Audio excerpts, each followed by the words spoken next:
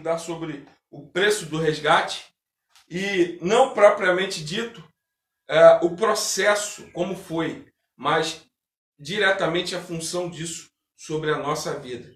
Nós estamos vindo aí dos 2 domingos passados, falando sobre a redenção, falando sobre o processo de redenção, falando sobre o processo de justificação. E hoje nós vamos ver aí o quanto isso é importante, quanto isso custou para Jesus Cristo de Nazaré, tá?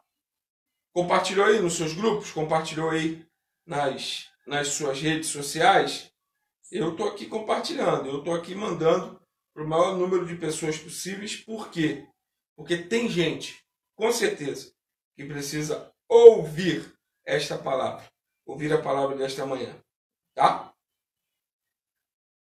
E nós vamos, daqui a 2 minutinhos, estar aí iniciando o nosso estudo.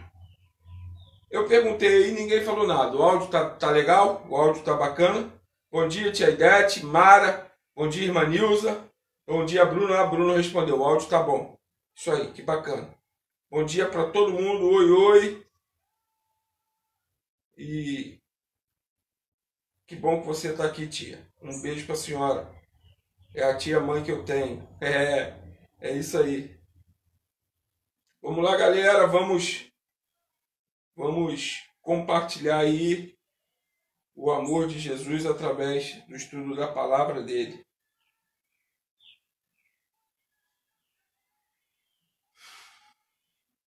Tudo certo, então? Podemos começar, então? Vamos lá? Bom, hoje, como eu disse aqui na pequena introdução, hoje nós vamos estudar sobre o preço do resgate. O que significa isso na nossa vida? E como esse processo, teologicamente, pode ser compreendido por nós para que nós também possamos passar isso adiante de forma correta, de forma verdadeira, de forma a edificar a vida das outras pessoas, tá? O preço do resgate, a nossa revista é a revista Palavra de Vida, a lição é a número 7 e nós estamos aí no 2º trimestre dessa revista, tá? O preço do resgate. Bom, meu nome é Bruno, eu sou pastor auxiliar da Igreja Batista Parque Indiano, igreja pastoreada pelo nosso querido amigo pastor Paim. Também temos o pastor auxiliar de jovens, pastor de jovens e pastor Meiso. E nessa manhã eu quero te dar boas-vindas para tudo que nós vamos ver aqui. E mais, é um momento que vai marcar a nossa vida, porque nós estamos aqui para compartilhar a palavra de Deus. E Deus marcou esse momento. Deus marcou esse dia para esse encontro, tá? O nosso propósito é realizar um encontro edificador para a tua vida. Um encontro que irá fazer com que nós possamos, além de crescer em relacionamento com Deus, crescer também no conhecimento. E virtual sem deixar de ser relacional. Por isso, já vou te dizendo, vai postando aí sua pergunta, qualquer dúvida que você tiver, posta aí, porque a gente vai aqui responder, ou pelo menos tentar responder dentro daquilo que é a nossa possibilidade, porque também temos limitações, para estar abençoando ainda mais a sua vida. Então, quando eu disser assim, faça a sua pergunta, não fique envergonhado não. Toda pergunta é pertinente, todo comentário é pertinente. E Flávia está aqui junto comigo e ela me ajuda nisso, me apontando aí aquilo que vocês também estão compartilhando aí, tá? Por isso, faça a sua pergunta, deixe seu comentário, não deixe de fazer isso, porque é muito importante para a gente. E prepare-se, porque nós vamos aprender, nós vamos nos capacitar, nós vamos nos edificar e nós vamos nos discipular nesta manhã tão linda que o Senhor nos fez. E agora eu quero te convidar a que estejamos orando em nome do Senhor Jesus Cristo. Vamos orar aí? Altilene, Marilza, Coutinho, Lídia, Luzinete, Deus abençoe a vida de vocês e que nós possamos abençoar uma vida do outro, tá? Vamos orar nesse momento? Deus, eu clamo ao Senhor que nesta manhã esteja abençoando a nossa vida. Eu clamo ao Senhor para que esteja falando aos nossos corações e que esteja ministrando sobre a nossa vida através do Teu Espírito Santo todo o ensino que o Senhor tem programado para a Tua igreja. Abençoe a cada pessoa que já está participando aqui da nossa EBD Connect e que também, ó Deus, nós possamos abençoar mais e mais pessoas com a vida que o Senhor tem nos dado, com a bênção que o Senhor tem nos dado. Muito obrigado, Pai, por tudo. Em nome de Jesus. Amém. Amém? Vamos ver aqui o que nós vamos caminhar hoje. O conteúdo que nós vamos apresentar hoje passa pela leitura do texto bíblico. E o texto bíblico está em Romanos 3, 23, 24. Nós vamos fazer uma introdução. Nós vamos falar sobre o uso do termo em toda a história da Bíblia, em todo o escrito bíblico, porque essa construção desse entendimento é aquilo que nós chamamos de uma progressividade da revelação de Deus. Então a palavra começa a ser tratada no Antigo Testamento e vem sendo tratada até chegar em Jesus e ter o seu sentido completo. A história que Jesus cria a respeito desse ato divino. Então, isso é importante da gente saber. O que diz a teologia a respeito disso? Nós vamos fazer uma definição clara e concisa do termo redenção. E vamos falar de Cristo, o Redentor. Não Cristo Redentor, mas Cristo, o Redentor da vida humana. E depois a conclusão do pensar e agir. Tá? Vamos fazer a leitura do texto bíblico então. Romanos 3, 23 e 24. Romanos 3, 23 e 24. Abra sua Bíblia aí, acesse sua Bíblia. Faça conforme estiver mais perto de você aí. Tá? É o famoso texto bíblico que Paulo escreve à igreja de Roma. É um texto conhecidíssimo que diz assim: porque todos pecaram e destituídos estão da glória de Deus. Todos pecaram e destituídos estão da glória de Deus, sendo justificados gratuitamente, ou seja, por meio da graça, pela redenção que há em Cristo Jesus. Porque todos pecaram e destituídos estão da glória de Deus, sendo justificado gratuitamente pela sua graça, pelo seu favor, e merecido para nós, pela redenção que há em Cristo Jesus. Bom, a nossa introdução, nós vamos responder a primeira pergunta: o que significa a expressão redenção, ou esse processo? Nós vamos explicar os termos e depois nós vamos fazer uma breve ilustração. Bom, nós podemos dizer de maneira bem simples, bem simples mesmo, que redenção significa livrar alguém por meio do pagamento de um preço. Redenção é pagar a dívida, é pagar aquilo que se deve a quem tem a propriedade desse bem ou dessa pessoa, para que nós possamos redimi-la, ou seja, pagar o preço pela sua liberdade. Então esse é o significado do termo redenção de forma bem simples. O processo, ou seja, o processo se chama redenção. O processo de pagamento, o processo de lavrar o documento, de fazer os termos para que essa pessoa seja considerada livre. Então o processo é redenção e o preço chama-se resgate. Então eu quero redimir uma pessoa pagando o resgate. Eu quero tornar essa pessoa livre pagando o preço da sua liberdade. Esse é o significado da palavra redenção, esse é o propósito da palavra redenção de uma forma geral. Algumas pessoas dizem assim: esse negócio de grego é muito enjoado, é muito chato. Deixa eu te falar uma coisa.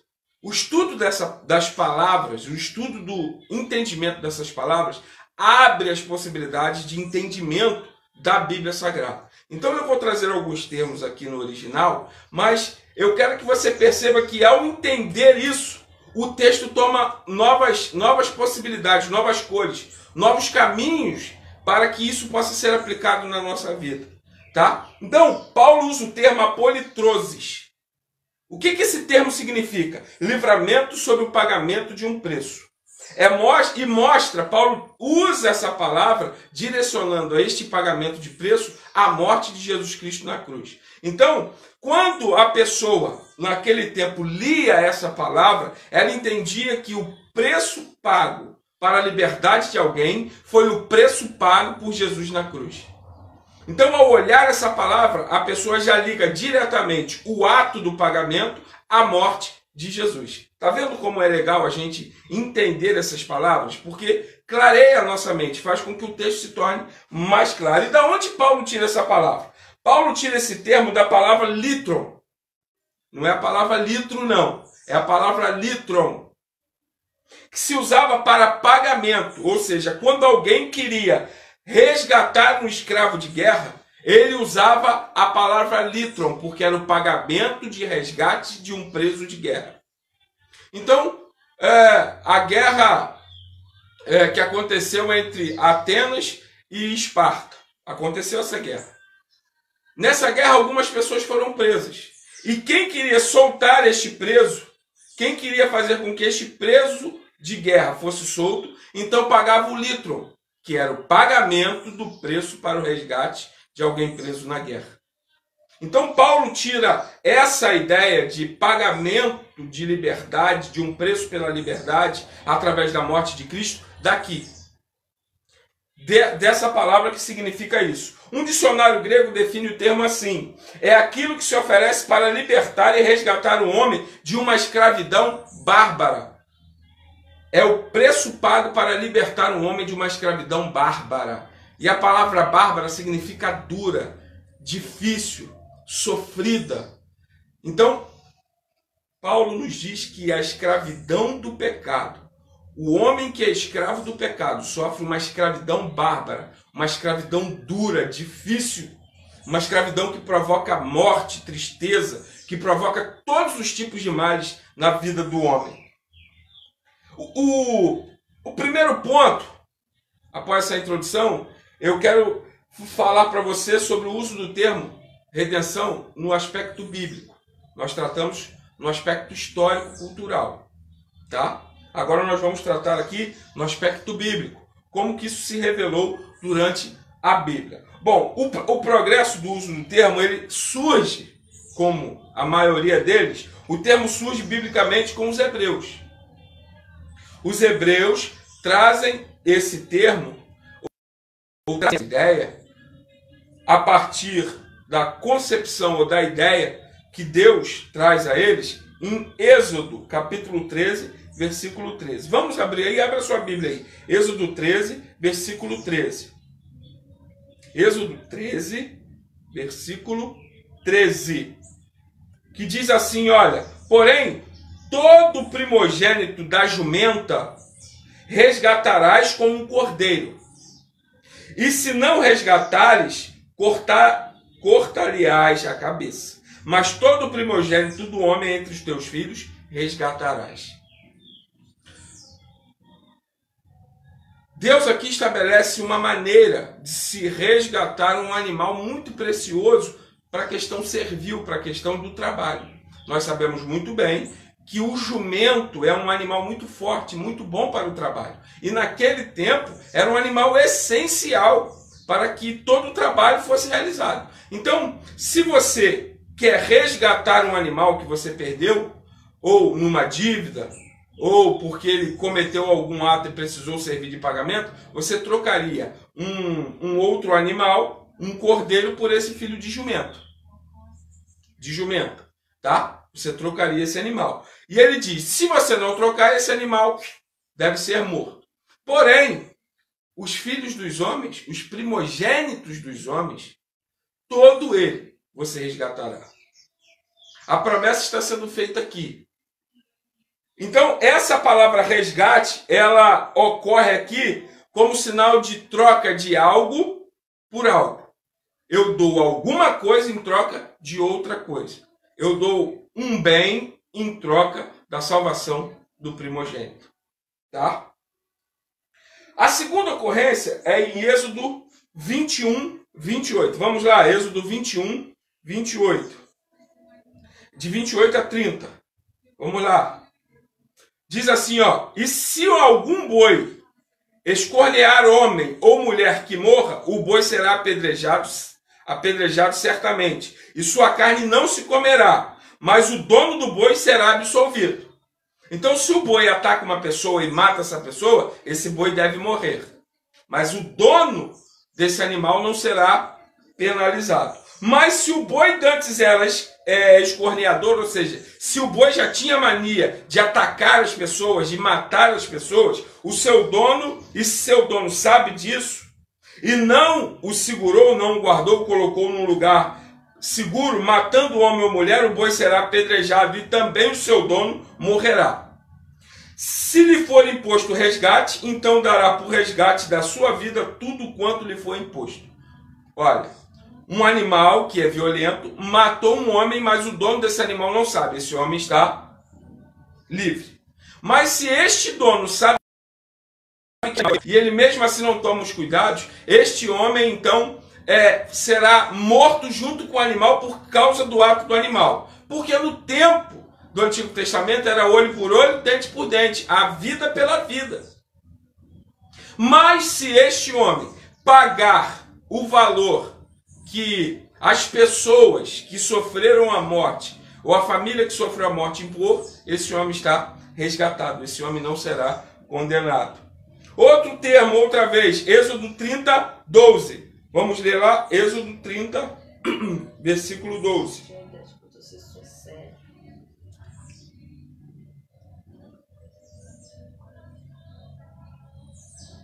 Êxodo 30, versículo 12.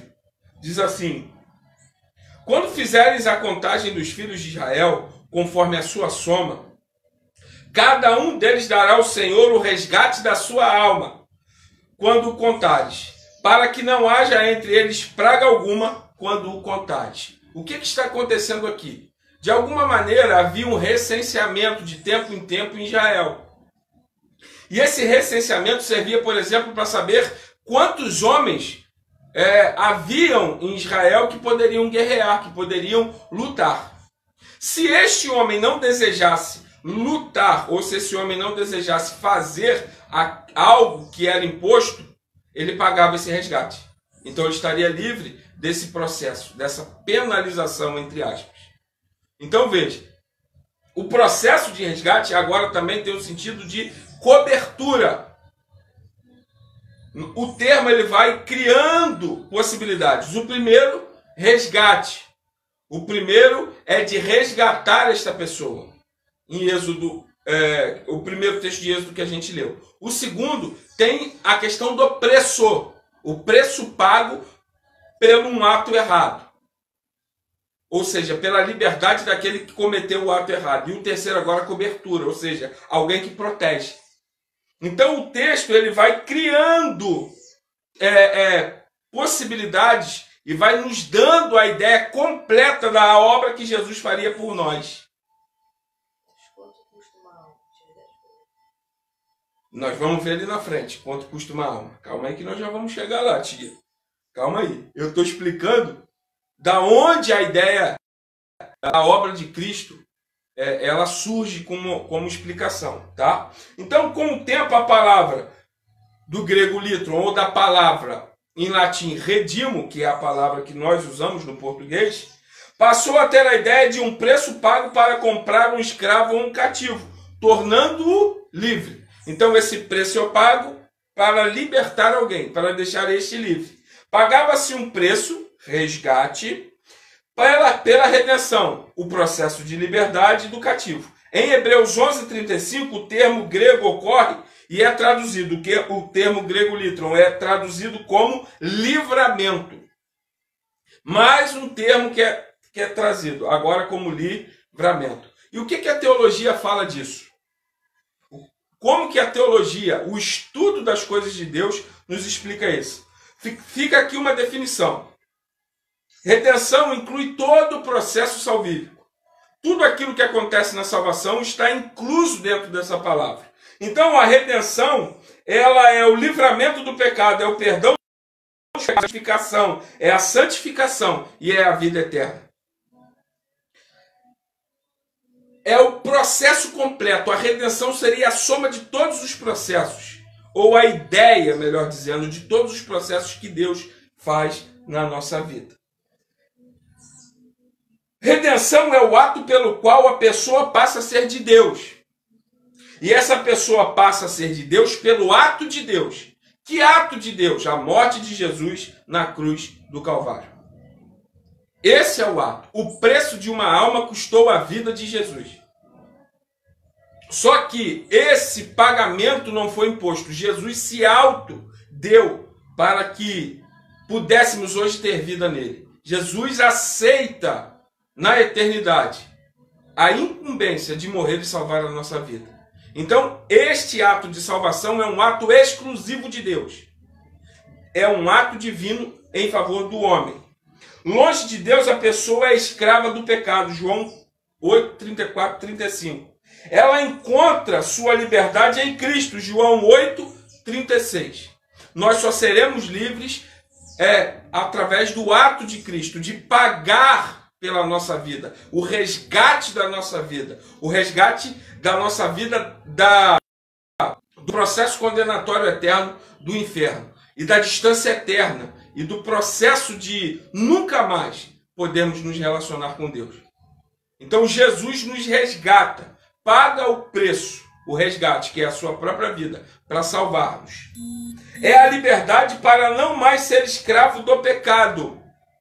Veja, o resgate de Jesus é para que nós possamos ser livres da escravidão do pecado. Esse ato divino, esse ato de Deus a favor do homem, faz com que o homem possa ser verdadeiramente livre. Alguma pergunta, alguma consideração aí? Porque agora nós vamos passar de fato para a parte de aplicação disso tudo que a gente está falando aqui.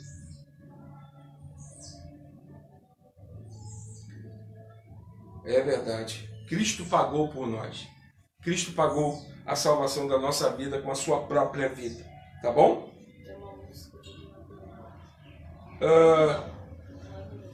Pode falar, Luciana. A pergunta.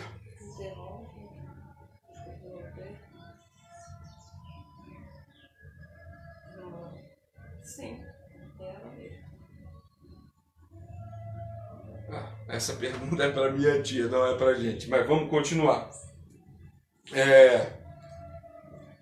Bom, agora a gente, depois de conhecer e dominar de certa maneira o sentido real dessa palavra, eu quero aplicar isso. E aplicar como o Novo Testamento nos mostra como Jesus é o Redentor e como esse processo se dá. Vejamos o seguinte.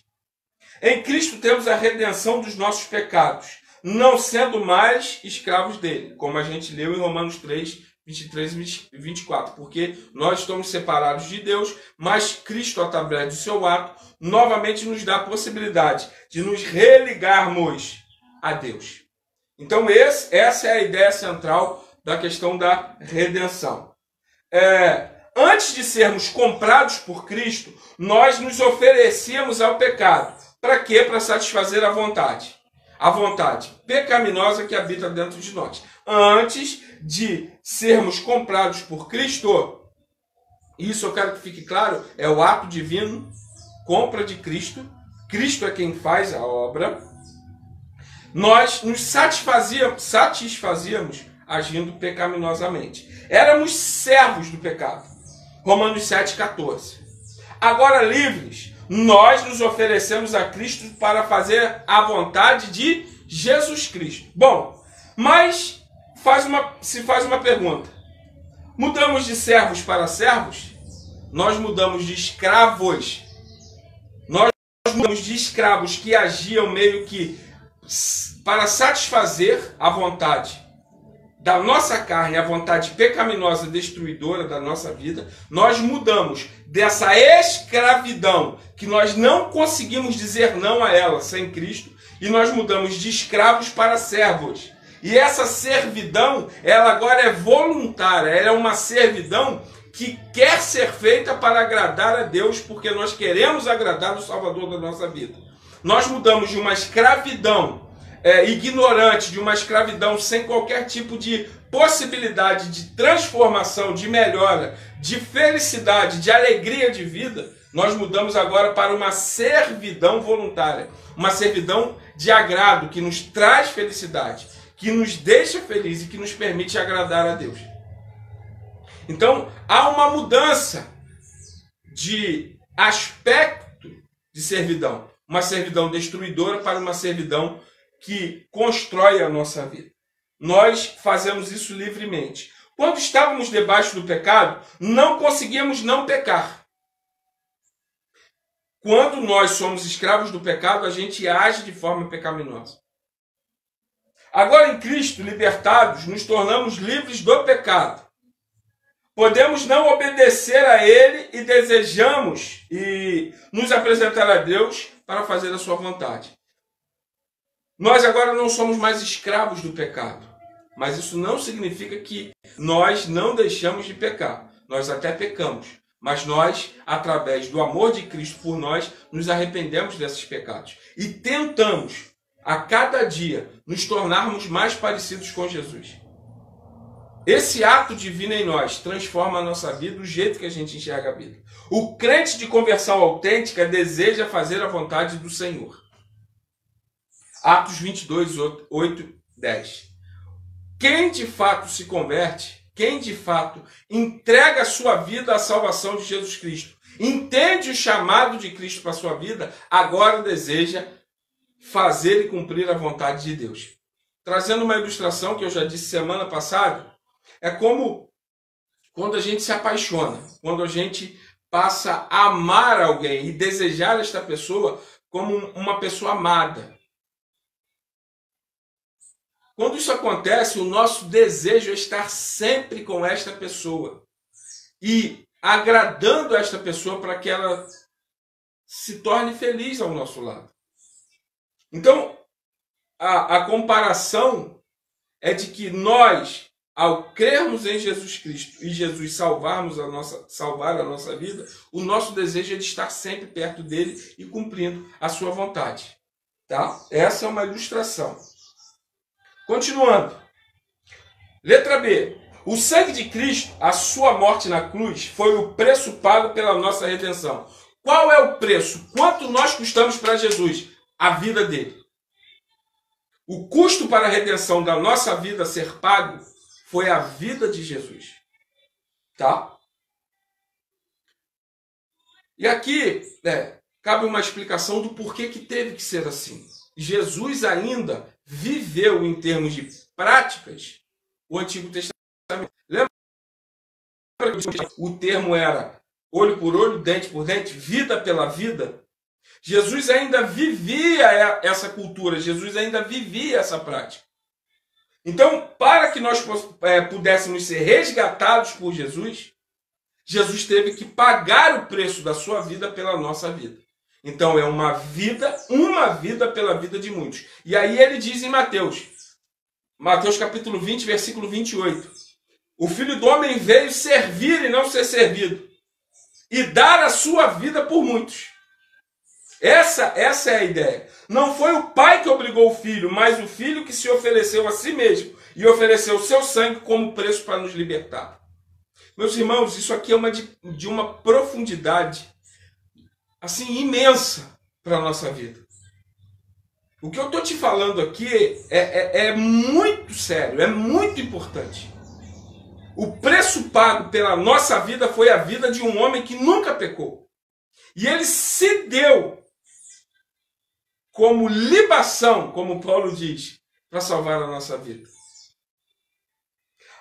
Letra C. Ao nos comprar, resgate pago pela redenção, ele acabou com a nossa condição de escravos e nos tornou participantes da sua natureza, ou seja, filhos de Deus.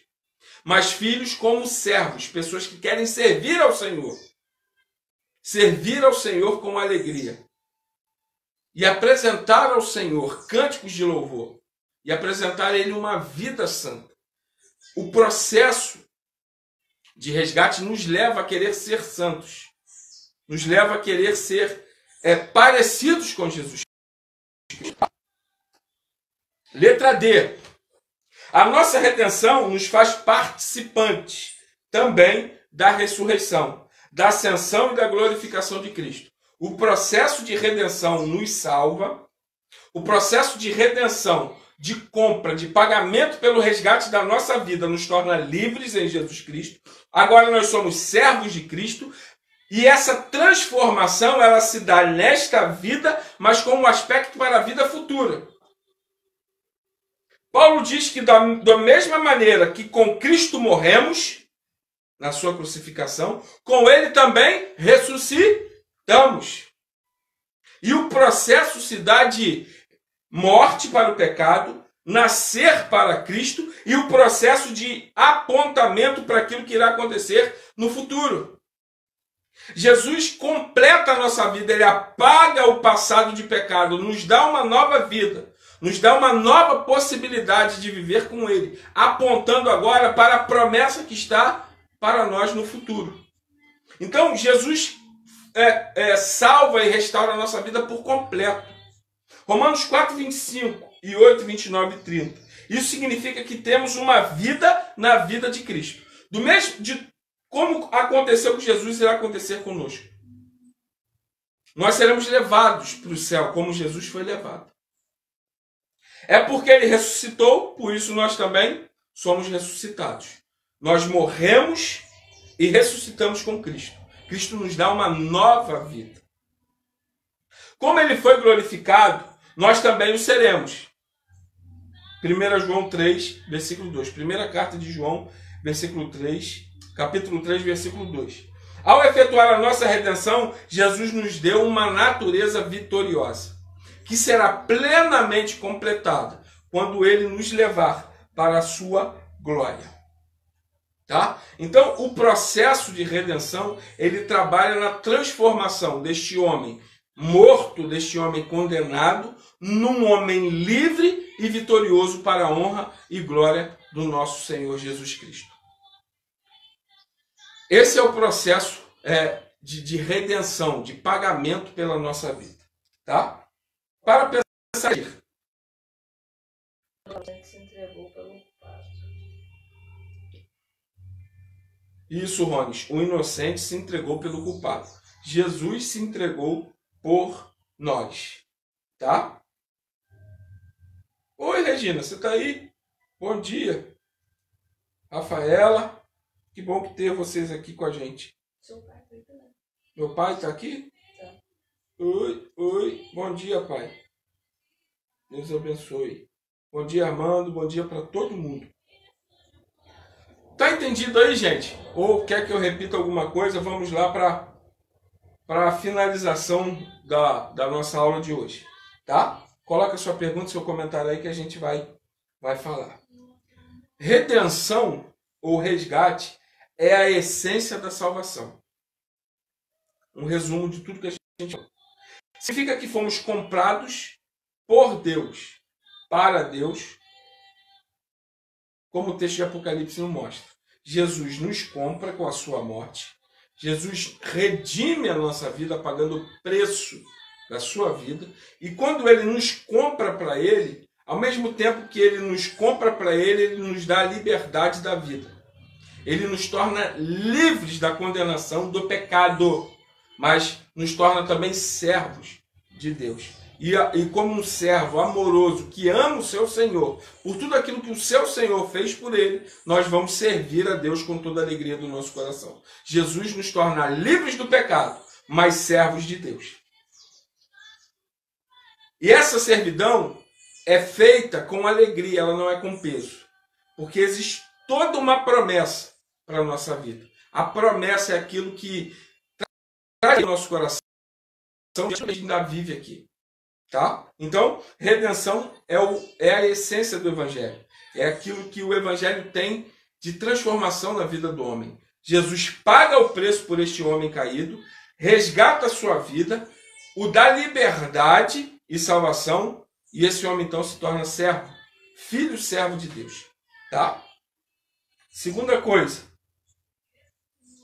como consequência ética, consequência moral de nossa redenção, reconheçamos que somos santuário do Espírito Santo. Paulo também diz isso. Vocês são santuário do Espírito Santo. E não mais escravos de alguém, nem mesmo donos da nossa vida. É aquilo que eu acabei de dizer. Nos torna livres. Mas alguém que é livre acha que é dono do seu nariz. Aqui eu faço uma ilustração, quando a gente é mais novo, a gente fala assim, quando casar você é dono do meu nariz.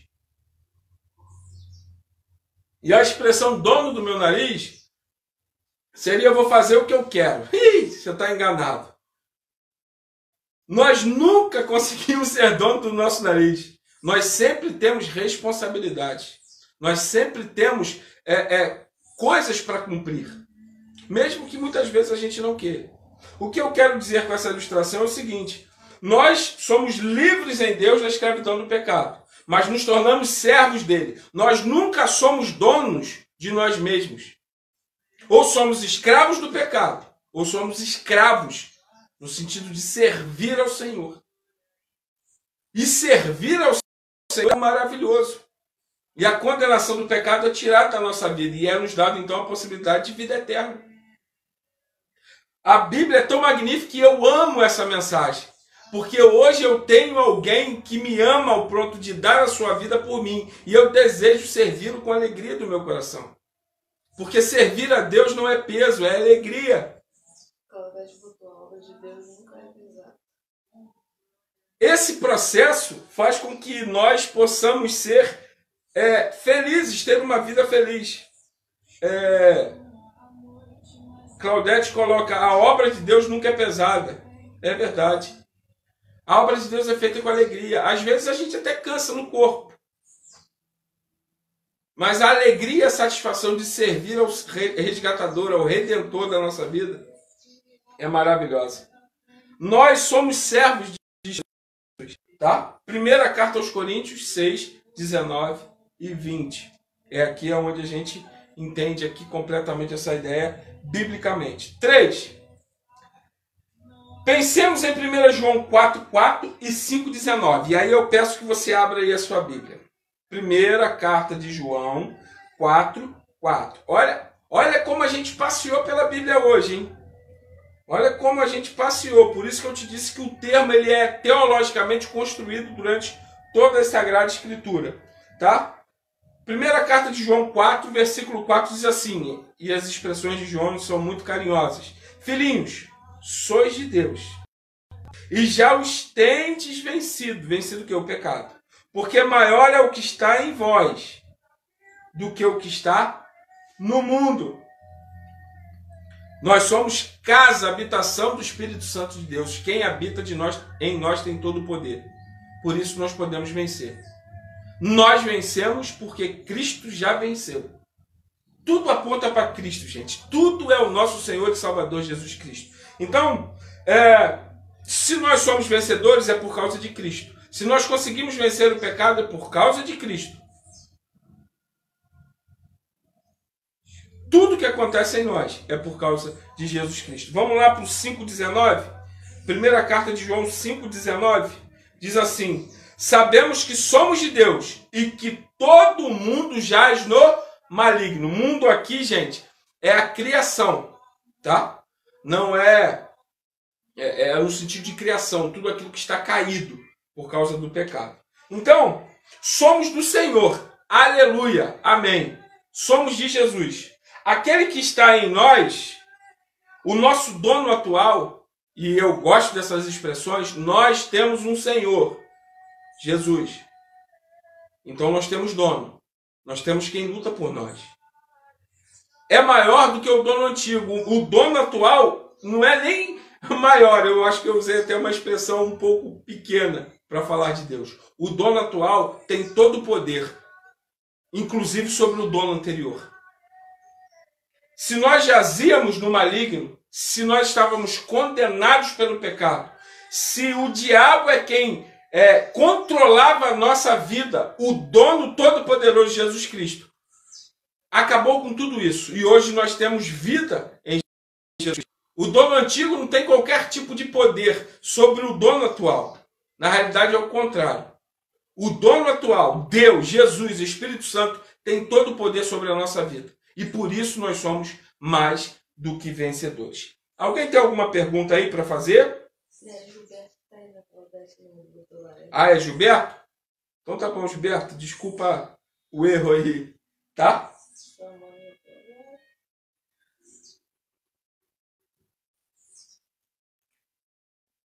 Glória a Deus, Deus seja louvado. Então, gente, redenção é todo o processo de salvação da nossa vida. Tá? É o processo de liberdade. Resgate é o preço pago.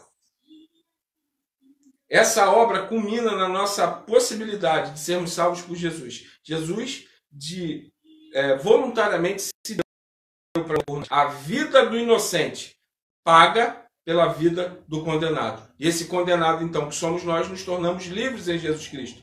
Escravos do pecado, agora nos tornamos servos de Deus. Tá?